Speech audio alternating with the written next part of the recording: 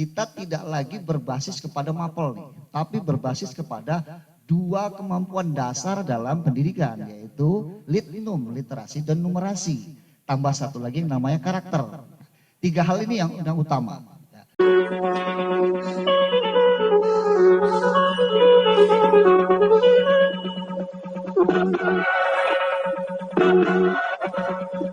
Untuk berbicara tentang sebenarnya arah kepada tema kita ini nih yang menarik menurut saya.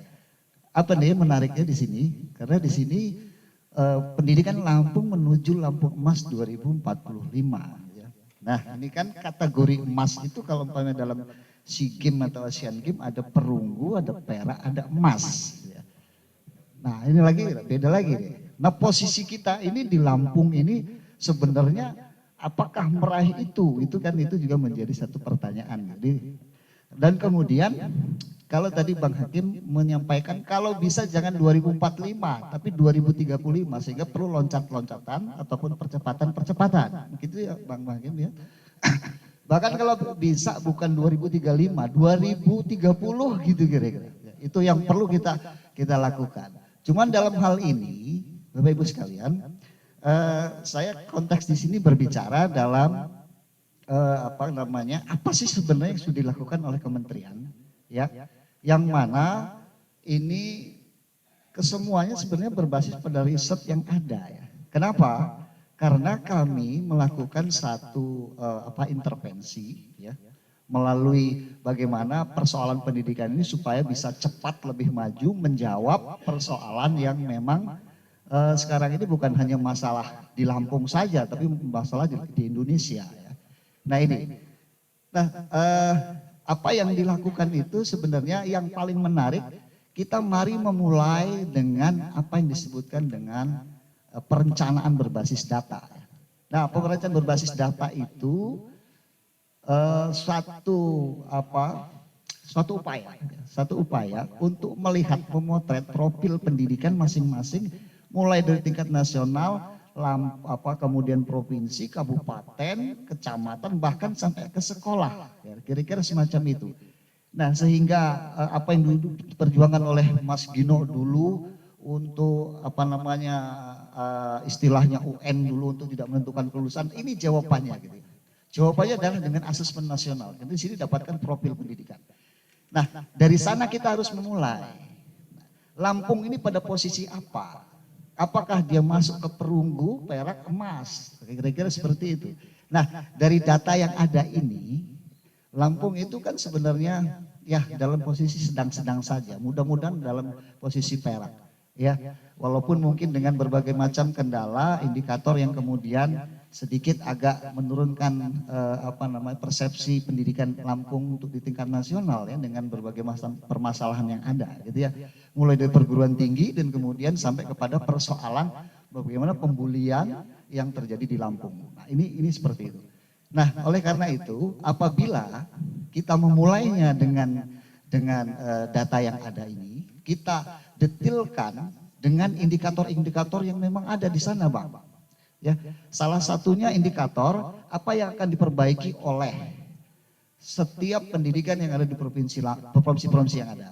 Misalnya, kita tidak lagi berbasis kepada mapel nih, tapi berbasis kepada dua kemampuan dasar dalam pendidikan, yaitu litnum, literasi, dan numerasi. Tambah satu lagi yang namanya karakter. Tiga hal ini yang utama. Nah, walaupun di sana nanti ada indikator-indikator lain yang memang profilnya akan tergambar. Misalnya ada inklusivitas dalam pendidikan, kemudian ada 11 itu ya. Nanti mungkin bisa saya share apa itu yang menjadi data-data indikator-indikator yang ada dalam rapot pendidikan itu. Nah dari sini kita ini memulai, baru kita bisa melakukan percepatan untuk bisa menuju Lampung Emas 2045. Ini Bang Hakim. Nah ini melalui Bang Hakim juga ya, kami juga sebenarnya dalam advokasi yang ada itu mengalami banyak kendala ya. Persoalan-persoalan yang memang kami memandang ada hal yang memang kami tidak bisa masuk ya. Apa tuh tidak bisa masuk? Misalnya dalam upaya untuk meningkatkan rapot pendidikan yang ada ya. Misalnya di sini perlu ada intervensi khusus nih Ya, intervensi khususnya misalnya tentang APS, ya, angka partisipasi sekolah. Nah ini upaya-upaya yang dilakukan oleh pemerintah daerah itu tidak begitu begitu kuat ya gitu, sehingganya rapotnya merah nih. Nah itu kira-kira. Dan kemudian ada lagi persoalan literasi dan numerasi. Ini ada beberapa sekolah kita yang memang itu di bawah rata-rata nasional. Dari sana sebenarnya kita akan melihat ya dan mendetilkan persoalan supaya kita bisa identifikasi secara jelas. Kemudian kita refleksikan kenapa itu menjadi hal yang masih kurang sampai kemudian kita lakukan pembenahan. Nah, pembenahan inilah yang kita harus lakukan dengan bagaimana mengupayakan untuk penguatan-penguatan. Nah, salah satunya adalah penguatan SDM. Oke, kita tidak lagi mungkin kalau tadi Pak Bujang Rahmat untuk memiliki pandangan untuk memandang bahwa pendidikan SDM kita untuk bisa dijadikan investasi yang memang ini betul, kami setuju itu.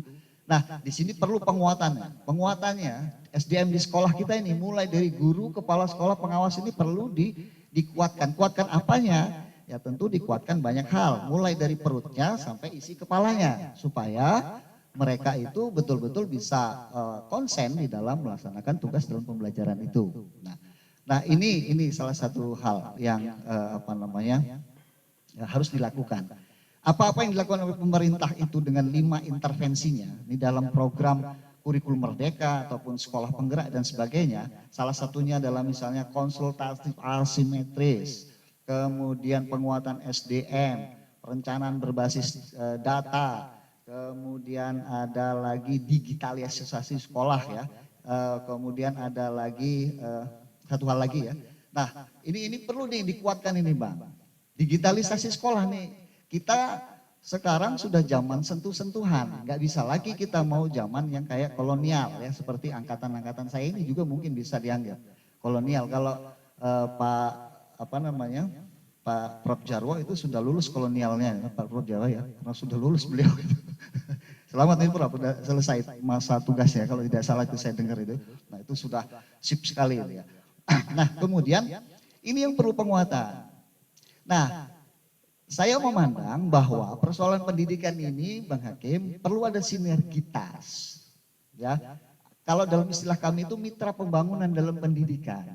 Nah, mitra pembangunan dalam dunia pendidikan ini ada dunia usaha dan industri, kemudian ada pemerintah itu sendiri, kemudian ada kalangan politisi dan sebagainya. Itu harus memang duduk bersama untuk menyadarkan bahwa ini kan salah satu pemikiran gagasan yang harus kita capai 2045.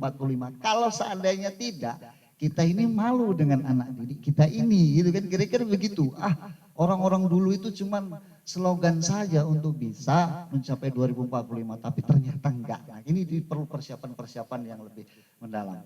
Nah, poin intinya bahwa saya ingin berharap kapasitas juga sebagai diri pribadi juga, gitu, bukan hanya mewakili apa yang sudah dilakukan oleh pemerintah, tapi juga ingin sekali, karena saya punya anak dan punya cucung yang memang nanti itu harus disiapkan generasinya. Bang Hakim sering mengeluarkan hadis, katanya begini, takutlah kamu engkau untuk meninggalkan generasi yang lemah, kira-kira mungkin begitu.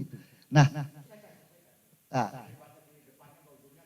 ya Pak, ada Pak Ustadz nanti yang akan memberikan solusinya, mungkin kira-kira seperti itu ya. Ya kira-kira seperti itu nanti Pak Ujang yang ya. Oke, baik. Nah di sini Prof Jarwo tadi mengatakan istilahnya konsisten, gitu ya Prof ya tadi. Konsisten istilahnya juga istiqomah ya, terus menerus berkontinu, terus lanjut. Nah ini dilakukan. Nah hanya lompatannya mungkin ini yang saya akan sampaikan juga. Apa yang sudah dilakukan oleh pemerintah ini samping penguatan juga ada pendamping atau pendukung program ya. Seperti pemerintah daerah Provinsi Lampung ini. Ada kalau tidak salah dulu yang namanya Lampung Mengajar. Nah ini kabarnya seperti apa itu perlu harus dikuatkan. Ya. Kalau nggak salah zaman Pak Riko kemudian dilanjutkan dengan kegiatan-kegiatan yang lain itu dikuatkan kembali. Karena mereka perlu anggaran, kemudian perlu perumahan dan sebagainya. Waktu ketika diminta untuk mengajar di daerah tertinggal, di daerah pesisir barat itu, nah itu yang jauh sekali itu mereka banyak juga yang nggak betah ya. Nah, pemerintah pusat pun sebenarnya sudah melakukan itu ya. Ada kampus Merdeka, KM mulai sekarang kalau sudah sampai tingkatan KM 56 ya. Itu kampus mengajar 56 itu sudah dilakukan tuh untuk menguatkan pendidikan-pendidikan daerah 3T. Nah, cuman karena memang keterbatasan. Salah satunya kalau tadi disinggung oleh Prof. Jarwo, ada guru ASN dan non ASN ya. Ya, kalau Banyolanya sih guru negeri dan guru swasta ya. Berarti kalau guru swasta itu sebenarnya guru luar negeri nih Prof ya. Karena dia bukan negeri ya, guru swasta ya, luar negeri. Nah, ini yang juga penting dibantu ya. Kondisi-kondisi yang nyata ini kalau seandainya dalam forum ini sebenarnya ada kelanjutannya untuk membaca lebih detail rapot pendidikan di Lampung itu dapatnya seperti apa sih. Nanti baru kita lakukan refleksi pembenahan-pembenahan yang bisa kita lakukan secara masif dan kemudian kita bisa melakukan lompatan-lompatan dengan parameter yang jelas. Kira-kira seperti itu, ini tanggapan saya dari apa ini. Terima kasih Pak